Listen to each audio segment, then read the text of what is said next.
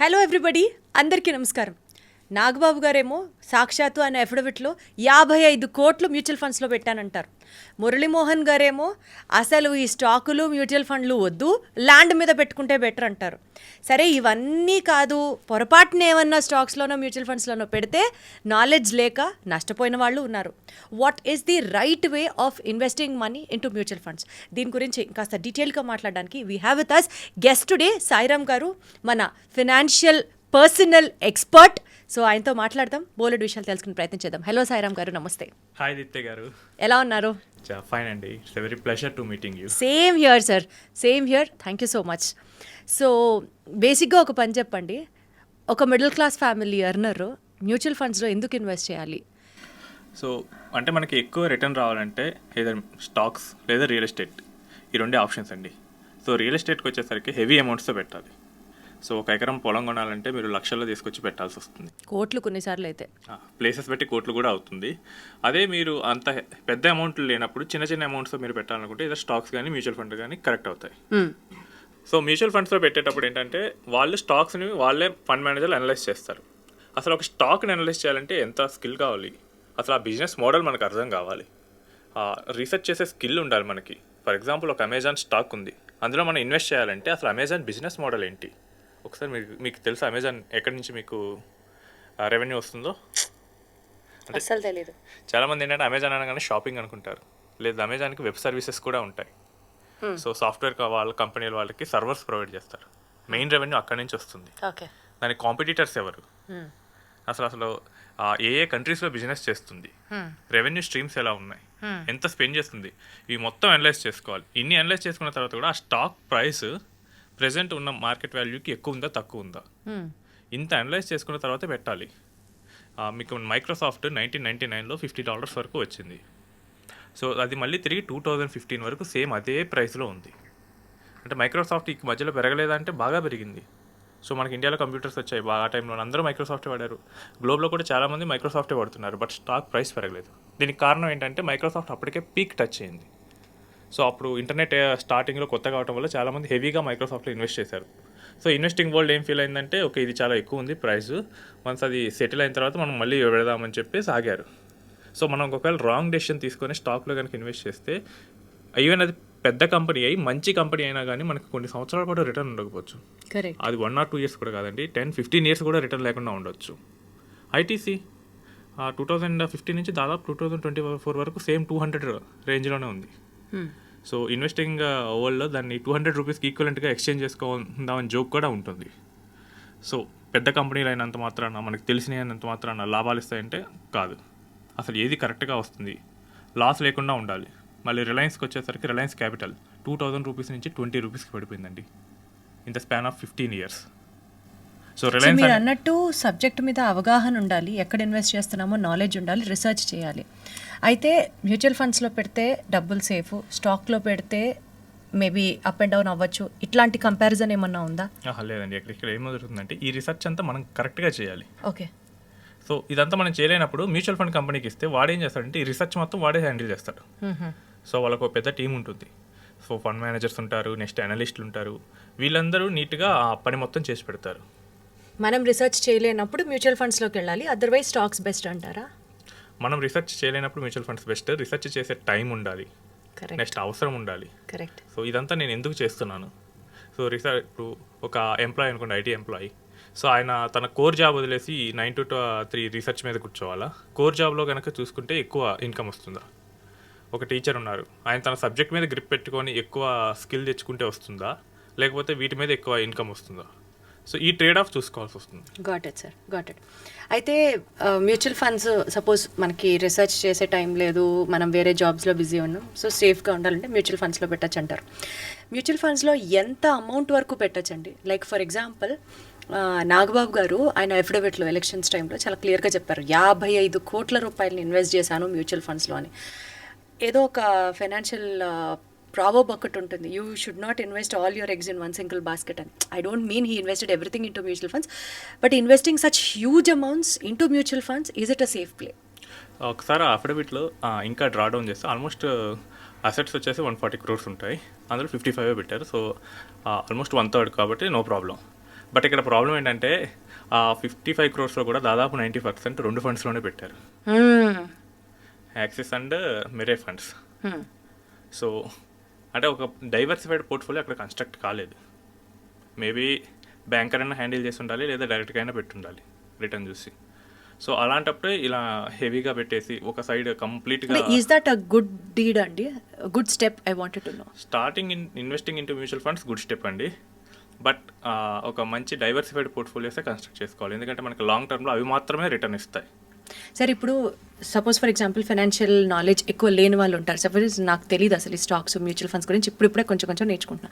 నాకు చెప్పిన వాళ్ళు ఇచ్చిన ఒక రా ఎగ్జాంపుల్ మీతో షేర్ చేసుకుంటున్నాను. Tell me if it is wrong or right. Suppose మీ దగ్గర కొంత ఫీడ్ ఉంది, ఒక హెన్ ఫీడ్ ఉంది మీ దగ్గర. ఉన్న హెన్ ఫీడ్ని సపోజ్ ఒక 2 కోళ్ళకి పెడితే అవి పుష్టిగా బలుస్తాయి. అట్లా కాకుండా ఓ 10 చికెన్లకు 20 చికెన్లకు పెట్టుకుంటూ వెళ్తే ఏది పుష్టిగా బలవదు, మీకు ఏది ఉపయోగం ఉండదు. This is what I was told. So మీరు suppose X amount of money per month పెట్టాలి అని అనుకుంటారు, అది ఎంతైనా కావచ్చు, 10,000 to 10 lakhs, what ever is your range. ఒకదాని మీదే పెట్టండి, ఒక దాంట్లోనే ఇన్వెస్ట్ చేయండి, ఓవర్ అ పీరియడ్ ఉంచండి. That will give you good return is what I was told. Maybe ఇప్పుడు మీరు చెప్పినట్లుగా నాగబాబు గారు కూడా 2 ఎంటిటీస్లోనే ఆయన ఇన్వెస్ట్ చేశారు అని అంటే ప్రాబబుల్లీ ఇలా ఆలోచించుండొచ్చేమో అని నా డౌట్. మార్కెట్ అనేది సైక్లికల్గా ఉంటుందండి. ఇప్పుడు ఒకసారి ఒక ఫండ్ బాగా చేస్తే ఇంకోసారి ఇంకోటి చేస్తుంది. అచ్చా, ఇది తెలుసుకోవడానికి మనకు కొన్ని ఏళ్ళు టైం పడుతుంది. సో ఇప్పుడు నేను వచ్చి మొత్తం తీసుకోవాలి, నా ఎగ్స్ మొత్తం ఒకే దాంట్లో పెట్టాను. సో మనకు ఒక సేయింగ్ కూడా ఉంటుంది, don't put all your eggs in a single basket. So ఇక్కడ మ్యూచువల్ ఫండ్ ఏంటంటే సింగిల్ ఫండ్ హౌస్లో కానీ లేదా 2 ఫండ్ హౌస్లోనే కాన్సన్ట్రేటెడ్గా పెట్టాను అనుకోండి, ఒకవేళ అది రిటర్న్ రాకపోతే. సో అందుకని మీరు అమౌంట్ ఇన్వెస్ట్ చేసేటప్పుడు కూడా మీ టోటల్ అసెట్స్లో మేబీ 1/3 or 1/4 కన్నా మించి మ్యూచువల్ ఫండ్లో పెట్టకూడదని చెప్తాం. ఎందుకంటే మొత్తం తీసుకెళ్ళి మ్యూచువల్ ఫండ్లో పెడితే రేపు ఒకవేళ ఎకానమిక్ క్రైసిస్లోకి వెళ్ళిపోతే, మీ మనీ సగం అయిపోతే, మీకు అప్పుడు మనీ అవసరమైతే సో ఎక్కడి నుంచి తీసుకొస్తారు? ఇదంతా మన అవసరం ఏంటి, మన రిస్క్ యాపెటైట్ ఎంత, మనకి దేనికి అవసరం. సో ఒక 5 years తర్వాత నాకు ఇంత అమౌంట్ కావాలి, సో దాని తగ్గట్టే ప్లాన్ చేసుకుంటూ వెళ్ళండి. అలా కాకుండా నేను ఉన్నది మొత్తం తీసుకొచ్చి పెడతాను అంటే అది రివర్స్ కూడా బౌన్స్ అవ్వచ్చు. నాగబాబు గారు చెప్పారు, సో పవన్ కళ్యాణ్ గారు అఫిడవిట్ కూడా నేను చూశాను. సో ఇది కంప్లీట్లీ ఇన్ ఎఫ్డీస్. అక్కడ ఇంకా పెద్ద మిస్టేక్ ఏంటంటే ఎఫ్డీస్ ట్యాక్స్ ఎక్కువ అట్రాక్ట్ చేస్తాయి. సో 30% ట్యాక్స్ పైన పోతుంది, ఇంకా వాళ్ళకి ఇంకా హై హెచ్ఎన్ఐలు కాబట్టి ఇంకా అంతకన్నా ఎక్కువ ఉంటుంది. అక్కడ ఒక డెట్ మ్యూచువల్ ఫండ్లో పెడితే సో మనకి ట్యాక్స్ అనేది విత్డ్రా చేసినప్పుడు ఉంటుంది. ఎఫ్డీస్ మీద ఏంటంటే ఇంట్రెస్ట్ అక్యుములేట్ అయిపోతే మనం కడుతూ ఉండాలి. ఫర్ ఎగ్జాంపుల్ మీరు ఒక 10 lakhs ఎఫ్డీలో పెట్టారు, ఒక 1 year ఉంది అంటే మేబీ 70,000 రావచ్చు. బట్ ఇక్కడ ఏంటంటే మీరు ఇయర్ మధ్యలో మీకు 70,000 క్రెడిట్ అవ్వకపోయినా కానీ మీరు ట్యాక్స్ పే చేయాలి. సో వాళ్ళకైతే ఇంకా క్రోర్స్లో ఉంటాయి. ఈవెన్ మనీ అకౌంట్లోకి రాకముందే ట్యాక్స్ పే చేయాలి. ఇదంతా ఏంటంటే మీరు ఇప్పుడే చూసారు ఇక బ్రదర్స్లోనే ఒక ఎండ్లోకి వెళ్ళారు, ఇంకో ఎండ్లోకి వెళ్ళారు. సో వాళ్ళ రిస్క్ టేకింగ్ మీద డిపెండ్ అయి ఉంటుంది. అసలు మోస్ట్ ఇంపార్టెంట్లీ అవగాహన అండి. ఇప్పుడు ఫర్ ఎగ్జాంపుల్ మీరు యాక్టర్స్ ప్రస్తావన తీసుకొచ్చారు కాబట్టి మురళీమోహన్ గారు అయితే అసలు స్టాక్స్ వద్దు, ఫండ్స్ వద్దు, ట్రేడింగ్ వద్దు, హాయిగా ల్యాండ్ మీద పెట్టంటే అది అద్భుతం అంటారు. So if you have to compare real estate versus mutual funds, what you suggest? So మన అవసరానికి ఏది ఉపయోగపడుతుందో అది మన ఇంపార్టెంట్ అండి. సో రియల్ ఎస్టేట్ ఈజ్ ఇంపార్టెంటే, ఒక 30 to 40% ఉంటే నో ప్రాబ్లం. ఇప్పుడు మీకు ఒక ఎగ్జాంపుల్ చెప్తాను. సో మనకి హెల్దీ అని చెప్పేసి ప్రోటీన్ ఎక్కువ తింటే ఏమవుతుంది, బాడీ డైజెస్ట్ చేసుకోలేదు, ఆ మాలిక్యూల్స్ బ్రేక్ చేయలేదు, సో సైడ్ ఎఫెక్ట్స్ వస్తాయి. సేమ్ అదే రియల్ ఎస్టేట్ కూడా బాగుంటుంది అని చెప్పేసి ఎక్కువ పెడితే ఇంకా ప్రాబ్లం వస్తుంది. యాక్చువల్లీ మురళీమోహన్ గారు ఐడ్రీమ్ దాంట్లోనే చెప్పారు. సో ఆయన మొత్తం రియల్ ఎస్టేట్లోనే ఇన్వెస్ట్ చేశారు. ఇంకొంచెం డీప్ డౌన్ పెడితే Jayabheri private limited a company limited by shares. In reality అది కూడా షేర్స్లోనే ఉంటుంది. మేబీ ఆ 1992 స్టాక్ మార్కెట్లో హర్షద్ మెహతా స్కామ్, తర్వాత 2000 కేతన్ పరేఖ్ స్కామ్, ఆ టైం అప్పుడు యాక్చువల్లీ ఏంటంటే ఈజీ మనీ అనేసి స్టాక్ మార్కెట్ని చాలా ప్రమోట్ చేశారు. ఫండమెంటల్స్ లేకుండా చదవకుండా కంపెనీస్లో ఇన్వెస్ట్ చేయటం, ఇలాంటి వాటిలో చేసినప్పుడే స్టాక్స్ బాగా పెరిగి బాగా పట్టడం జరిగాయి. సో మేబీ ఆ టైంలో చూడటం వల్ల ఆ ఒపీనియన్ ఏర్పడి ఉండొచ్చు. అదే టైంలో ఆయన ల్యాండ్ గురించి కూడా చెప్పారు. సో ల్యాండ్ గురించి చెప్పినప్పుడు మొత్తం కొంచెం రీసెర్చ్ చేసుకోండి, ఎడబడి తడకొనొద్దు, ఆ లీగల్ డాక్యుమెంట్స్ అన్ని చేసుకోండి. కరెక్ట్, రీసెర్చ్ చేయకుండా గుడ్డిగా వెళ్ళి ఇన్వెస్ట్ చేయాలి. మరి అది స్టాక్స్ కూడా వస్తుంది కదండి. Very well set, correct. So తప్పు మంది, మనం రీసెర్చ్ చేయకుండా మనం పెట్టాం. మార్కెట్ తప్పంటే మార్కెట్ అందరికీ రిటర్న్, ఎవరైతే ఉన్నారో వాళ్ళందరికీ రిటర్న్ ఇచ్చింది, ఎవరైతే సరిగ్గా పెట్టలేదో వాళ్ళకి మాత్రం రిటర్న్ ఇవ్వలేదు. Very well set sir, correct, matured enough.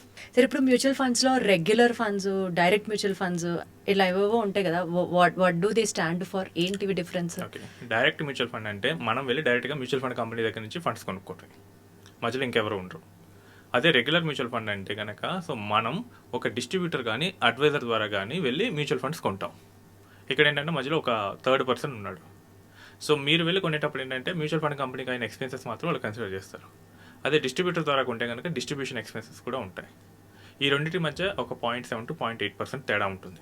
అంటే సర్వీస్ వాళ్ళు ప్రొవైడ్ చేస్తున్నారు కాబట్టి సర్వీస్ ట్యాక్స్ లాగా అనుకోవచ్చు. అంతేనండి. ఫర్ ఎగ్జాంపుల్ మనం పోయి డాక్టర్ దగ్గరికి వెళ్ళి ట్రీట్మెంట్ తీసుకుంటే doctor will charge his fee. So ఒక 500 రూపీస్ ఆయన ఫీజు తీసుకుంటారు.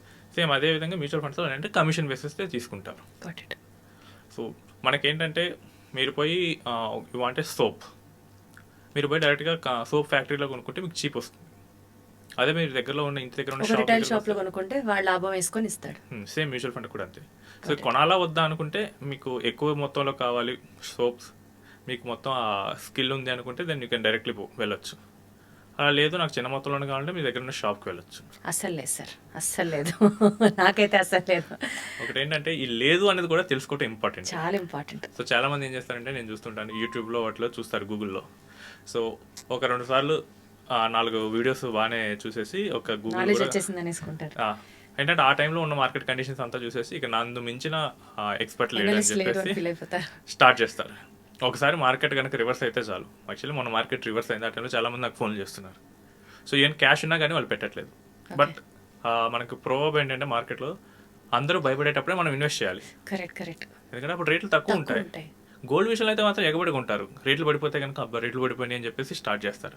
So same will apply to real estate, same will apply to mutual funds కూడా, same will apply to stocks కూడా. సో స్టాక్ కనుక తక్కువలో ట్రేడింగ్ అవుతుంటే కనుక మనం కొనొచ్చు. మ్యూచువల్ ఫండ్ కూడా అంతే. Got it sir. సార్ ఇప్పుడు ఇన్వెస్టింగ్కి ట్రేడింగ్కి మధ్యలో ఉండే డిఫరెన్స్ ఏంటండి? ఓకే, ఇన్వెస్టింగ్ అంటే అండి సో మనం ఒక కంపెనీని కనుక ఒక స్టాక్ని కానీ మనం సెలెక్ట్ చేసుకొని అది ఒక లాంగ్ టర్మ్లో మనం మనీని ఉంచాలి. It's not a short term. ఒక 10 to 15 years లేదా 20 years అలా మనీ ఉంచాలి. అదే ట్రేడింగ్ అనుకోండి, సో వాళ్ళు ఏంటంటే ఇక్కడ ఇన్వెస్టింగ్లో ఏంటంటే మనం ఫండమెంటల్స్ చూస్తాం, కంపెనీ మంచిదా కాదా, సో అదిలో ఉంటే డబ్బు పెరుగుతుందా లేదా.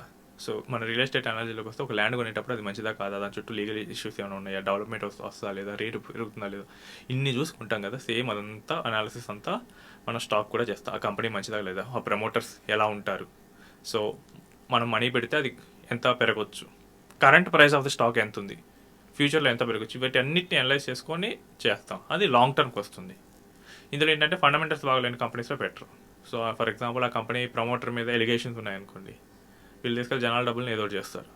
అందుకని అలాంటి వాటిలో చూడకుండా మంచి కంపెనీస్, మంచిగా పెరిగే స్కోప్ ఉన్న వాటిలోనే ఇన్వెస్ట్ చేస్తారు. అదే ట్రేడింగ్కి వచ్చేసారు అంటే వాళ్ళు అసలు ఇవేం పట్టించుకోరు. సో వాళ్ళు ఏంటంటే స్టాక్లో ఉన్న చార్ట్స్ చూస్తారు. ఈ రోజు ఎంతమంది కొంటున్నారు, ఎంతమంది అమ్ముతున్నారు, దీన్ని బట్టేసి ఒక ఎస్టిమేషన్కి వస్తారు. ఓకే ఈ రోజు ఈ స్టాక్ని ఎక్కువ మంది కొంటారు అంటే వీళ్ళు ఇప్పుడే కొట్టేసి ఎక్కువ మంది కొన్నాక అమ్మేస్తారు. సో ఇది ఒక రోజు కూడా చేయొచ్చు. సో దాన్ని ఈ రోజే కొని ఈ రోజు అమ్మేస్తే దాన్ని ఇంట్రాడే ట్రేడింగ్ అంటారు. ఓకే, జనరల్గా ఇది ఏంటంటే less than 1 year ఉంటుంది. సో షార్ట్ టర్మ్ అంటే మేబీ 1 day ఆర్ ఉండొచ్చు, 1 week ఉండొచ్చు, 1 month ఉండొచ్చు. సో వీళ్ళ గోల్ ఏంటంటే సో ఈ స్టాక్ని ఎక్కువ మంది కొంటారంటే కనుక వాళ్ళు ముందే కొనేసి పెట్టుకుంటారు. సో ఇదంతా ఓన్లీ వీళ్ళ అనాలిసిస్, ఆ కంపెనీ యొక్క ఫండమెంటల్స్ వీటేమీ చూడరు. సో ఇక్కడ కనుక వాళ్ళ అనాలిసిస్ రైట్ అయ్యి, వాళ్ళకి అనాలిసిస్ కూడా కదా గెస్ రైట్ అయితే కనుక డబ్బులు వస్తాయి. ఈ ట్రేడింగ్ చేసేటప్పుడు ఎలా ఉంటుందంటే కనుక ఒక స్టాక్ ఉందండి, సో 10 రూపీస్లో ట్రేడ్ అవుతుంది. సో దాన్ని 10లో కొంటారు, 12కి అమ్మేస్తారు. సేమ్ దాంట్లో మళ్ళీ 15 కొంటారు, 17కి అమ్మేస్తారు. మళ్ళీ 18లో కొంటారు, 19కి అమ్మేస్తారు. మళ్ళీ 19.5లో కొని 20 రూపీస్కి అమ్మేస్తారు. ఈ ప్రాసెస్లో ఒక 5.5 రూపీస్ ప్రాఫిట్ ఇచ్చారు. అదే 10 రూపీస్ నుంచి 20 రూపీస్కి కొని 20 రూపీస్ దగ్గర అమ్మితే 10 రూపాయలు లాభం. సో ఇన్వెస్టింగ్ అది చేస్తుంది, లాంగ్ టర్మ్లో ఎక్కువ ప్రాఫిట్స్ జనరేట్ చేయాలని చూస్తుంది. Very clearly. ట్రేడింగ్ అంటే ఏంటంటే మనకి షార్ట్ టర్మ్లో quick money. So who wants the quick money వాళ్ళకి అది వస్తుంది. ఒక రకంగా చెప్పాలి అని అంటే మనిషి వెయిటింగ్ పీరియడ్ మీద డబ్బులు జనరేట్ అయినట్టే. అవునండి, కష్టపడితేనే ఇన్వెస్ట్మెంట్లో డబ్బులు వస్తాయి. సో కష్టపడకుండా నేను జస్ట్ అది జగవేరుగా సత్యం, ప్రతి ఫీల్డ్లో వర్తించే సత్యం అది. సో మా స్టాక్ మార్కెట్ చాలా మంది ఈజీ అనుకోవడానికి ఏంటంటే ఈ ట్రేడింగే అండి. సో బట్ ట్రేడింగ్ ఏంటంటే ఎవరికి నాలెడ్జ్ లేకుండా వెళ్తే కనుక మీరు సింపుల్గా రిస్క్ చేస్తున్నట్లే. సరే సార్, అయితే ఈ రోజు మన ఎపిసోడ్లో, ఈ చిన్న ఎపిసోడ్లో చాలా ఇంపార్టెంట్ వాల్యుబుల్ పాయింట్స్ వచ్చాయి. దట్ మ్యూచువల్ ఫండ్స్లో కానీ స్టాక్లో కానీ నాలెడ్జ్ ఉండాలి, రీసెర్చ్ చేయాలి, and then what is the difference between mutual fund and stock. వీటితో పాటు నెక్స్ట్ ఎపిసోడ్లో తప్పకుండా సిప్ గురించి, తర్వాత ఎస్ఐపి, ఎస్డబ్ల్యూపి, వీటి గురించి కాస్త డీటెయిల్గా తెలుసుకుందాం. కొంచెం information into the brain, definitely అదంతా డైజెస్ట్ అయ్యి సెడిమెంట్ అవ్వడానికి it will take some time. So next ఎపిసోడ్లో తప్పకుండా కలుద్దాం. విల్ టాక్ అబౌట్ మోర్ సబ్జెక్టివ్గా మాట్లాడుకుంటూ వెళ్దాం. And thank you so much for joining us in this episode అండి. చాలా ఈజీగా, చాలా అర్థమయ్యేటట్టు చెప్పారు. Thank you. థ్యాంక్స్.